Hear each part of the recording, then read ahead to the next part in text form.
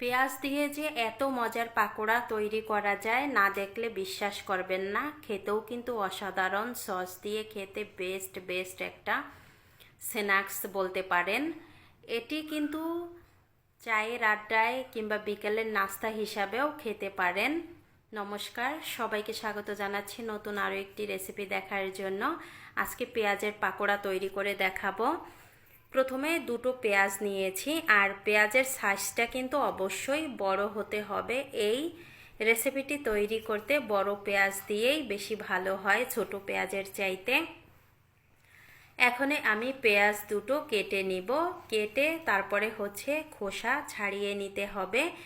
একটা কেটে নেওয়া হয়ে গেছে, বাকিটাও এবার আমি কেটে নিব। বাকিটাও কেটে নেওয়া হয়ে গেছে। এখন আমি এগুলো ধুয়ে নিয়ে আসব। আর উপরে একটু কালো কালো দাগ থাকে, ধুয়ে নিলে কিন্তু এটা পরিষ্কার হয়ে যাবে। এখন এভাবে স্লাইস করে কেটে নিতে হবে। আর একটু মোটা করে কাটবেন, একেবারে মোটাও না একেবারে চিকনও না, মিডিয়াম সাইজ থাকবে। আমি এই যে এক এক করে স্লাইস করে সবগুলোই কেটে নিয়েছি। এই দেখেন কাটা হয়ে গেছে। এবার এভাবে হাত দিয়ে পেঁয়াজগুলো ছাড়িয়ে নিতে হবে, তাহলেই দেখবেন রিংয়ের মতো হয়ে গেছে। এগুলো সবগুলো আমি সেমভাবেই বের করে নিব।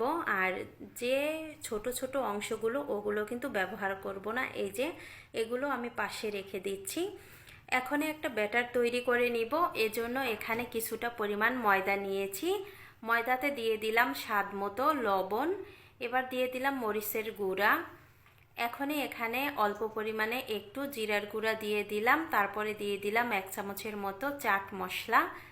সবগুলো শুকনা উপকরণ হাত দিয়ে আমি ভালোভাবে মিশিয়ে নিব। এবার জল দিয়ে একটা ব্যাটার তৈরি করে নিতে হবে। আমি হাত দিয়েই সব উপকরণগুলো মিশিয়ে নিচ্ছি। আপনারা চাইলে হ্যান্ড উইচ দিয়েও মিশিয়ে নিতে পারেন। এরপরে 2 চামচ দিয়ে দিলাম কর্নফ্লাওয়ার। আর এটা দেওয়ার কারণে কিন্তু এই পাকোড়াগুলো মচমচে হবে।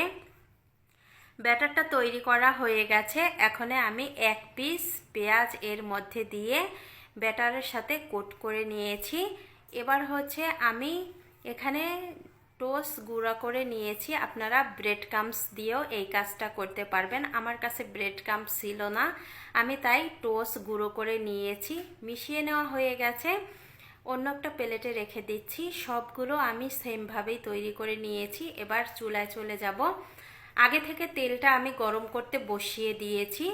তেলটা মিডিয়াম হিটে গরম করে নিয়েছি। তারপরে এক এক করে আমি এখানে পেঁয়াজগুলো দিয়ে দিলাম।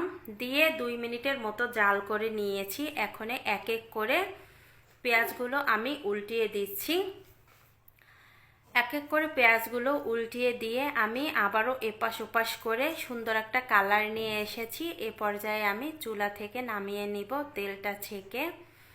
আমার এই পাকোড়াগুলো ভাজি করতে মোট 5 মিনিটের মতো সময় লেগেছে। এগুলো কিন্তু হাই হিটে ভাজি করা যাবে না।